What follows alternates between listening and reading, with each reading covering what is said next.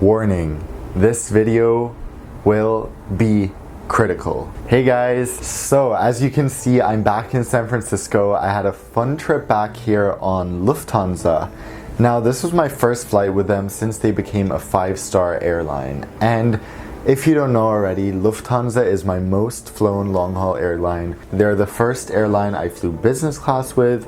They're the first airline who invited me to an event. And to me, the best part about Lufthansa is that their crews and service are always so fantastic. It's so consistent and so industry leading. So shout out to all the Lufthansa crew members out there. So as you know, Lufthansa received a 5-star rating from SkyTrax recently, and there was a whole scandal around that. Simply Aviation made a great video about it, which I'll link probably below. You can check it out and learn why this is kind of questionable, why it made people question the integrity of SkyTrax. Basically, long story short, Lufthansa announced a new business class which won't be out until 2020, and this, according to SkyTrax, was the requirement for them to receive a 5-star rating. Now, in most people's opinion, including mine, it doesn't really make sense to award an airline for a product that they won't have for another 2 or 3 years. So, luckily, I had already booked a flight on Lufthansa and I got to try the new 5-star service and see, was this actually 5-star certified? So this won't just be a regular review. I'm planning on comparing Lufthansa to my other 5-star experiences to see, is this really a 5-star product? So the criteria I'll use to judge this flight will be a comparison with other 5-star airlines, especially Qatar. So without further ado, here comes the video. Lufthansa Senator lounges are remarkably consistent. They look pretty much the same whichever airport you go to, whether that's Paris, Frankfurt, or Munich. However, I find the interiors to be quite bland, and all the lounges lack fun amenities that make the stay memorable. There's usually a food spread with 3 to 4 hot items, some desserts, and a tiny salad spread. While it's nice to have free food, this isn't exactly the most luxurious offering, especially for an airline's main hub. Just a reminder that this is a comparison with other 5-star airlines to see if Lufthansa live up to those criteria. So I don't want to seem like I'm criticizing Lufthansa. In that case, it's more of a criticism of SkyTrax. Boarding for this flight was also surprisingly unorganized and chaotic. They announced that they'd be boarding people who need extra assistance and families traveling with children, but suddenly hundreds of people flooded the boarding area, and there seemed to be no order whatsoever. But overall, it was not the most premium boarding experience. Once I got on board, I of course knew what the cabin looked like. I've flown it before, and everyone has seen Lufthansa business class at this point.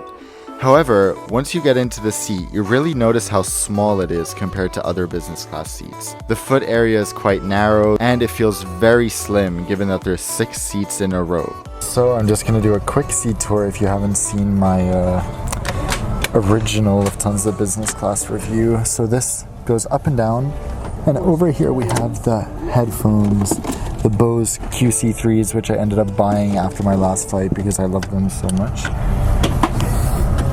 Then straight ahead, of course, we have the footrest, which looks a little bit restricted, but still cool. And I love this little storage area with the Samsonite Amenity Kit and a water bottle, which is always good on a water flight.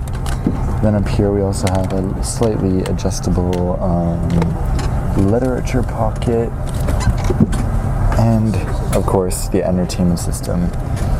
And then on this side we have our seat controls and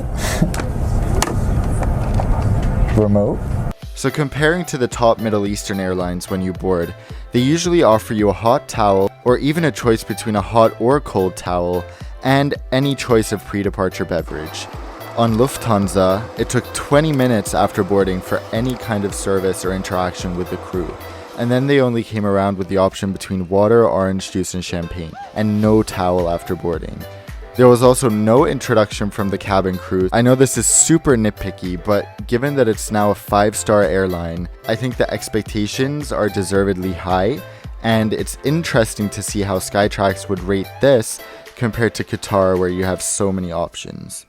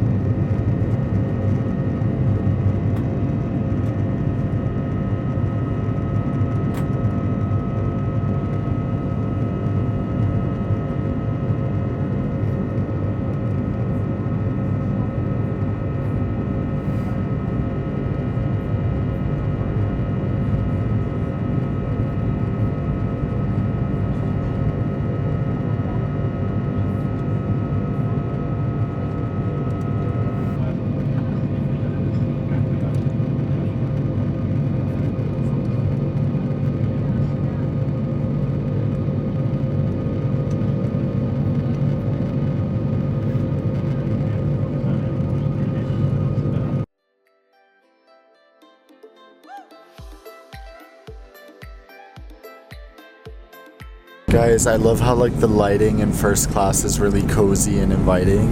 And for some reason back here they have this stale like LED laundromat vibe going on.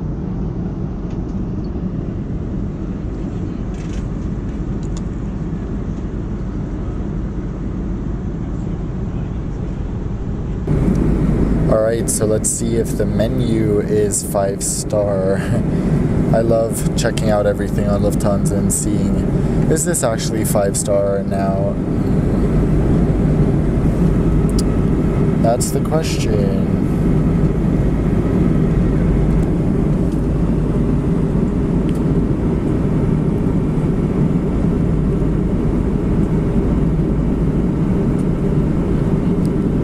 It's nice that there are 3 choices of appetizer. Lufthansa does not have dine on demand, so you need to eat when the meal is served. But today I actually have to attend class while the meal is supposed to be served, so it will be very exciting to see how they deal with that. Okay, the alcohol. This is a nice champagne. I also found it interesting that there was no mid-flight meal on the menu for this flight. There were also very limited snacks in the galley, and they only listed the pre-arrival meal as a snack. I think it's quite insane to have so little catering on a flight this long, but then again, I guess most people wanted to sleep most of the way. After takeoff, I had a meeting I had to attend over Wi-Fi. Unfortunately, the Wi-Fi didn't really work, but the flight attendant was great when we asked if we could have our meals served about 4 hours into the flight. She checked with the purser and that was fine, so although there isn't dine on demand, there was some flexibility. She was also super apologetic, and I could frankly tell that she was the person who would make this a good flight.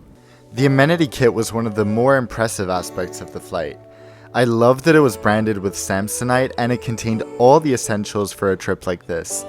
There were also plenty more items in the bathroom, such as shaving kits. For what it's worth, if the Wi-Fi is actually working, it's very reasonably priced.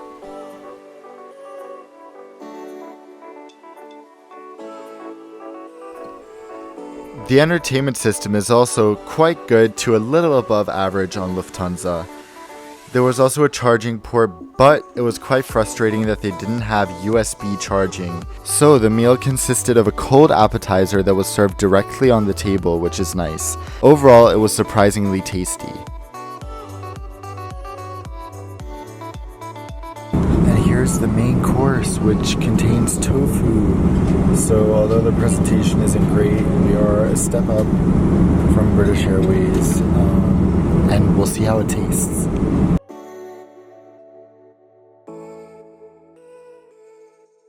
It's worth noting that Lufthansa didn't load any specially ordered desserts for us, but we ended up having a fruit plate. After dinner, the flight attendants disappeared from the cabin, and we didn't really see them at all throughout the flight. But when pushing the call button, the flight attendants came within 5 seconds. They popped up like magic. Soon enough, it was time to catch some sleep.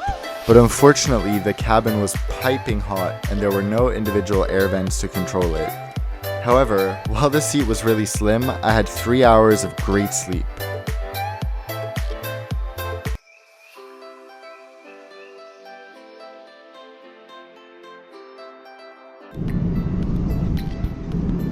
Okay, we're in some pretty bad turbulence, which explains this.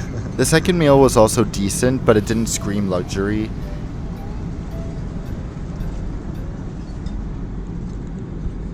And the carrot soup was frankly inedible. Overall though, I'd say that I was positively impressed by the food on Lufthansa.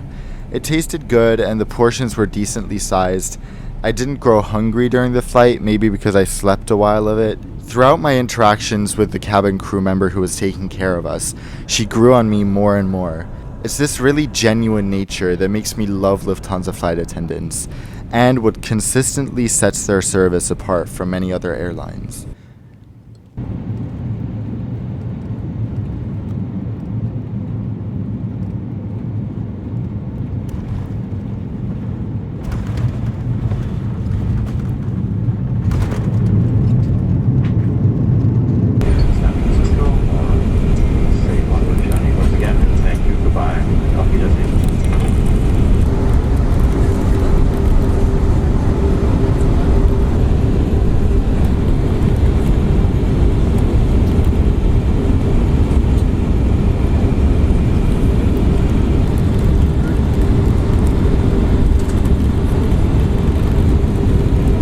After landing, I was sad to see that the flight attendant who'd been taking care of us was nowhere to be seen. It's sad when they don't come say goodbye or thank you for flying with them, which is quite common on other airlines, especially in Asia, and I remember that happening on Brussels Airlines too. Alright guys, the verdict is in. Is Lufthansa worthy of its 5th star? At least, judging by the business class, I'd say unfortunately not. Lufthansa is incredibly consistent and they have a good product, but to be counted as one of the best in the world, I don't know if that's necessarily the case. Now, of course, I look forward to flying Lufthansa again. If you're going to use your miles, I definitely save them for first class. If you want to find out how you can fly first class super cheap with miles and the best routes to do so, check out the video I made about that up here.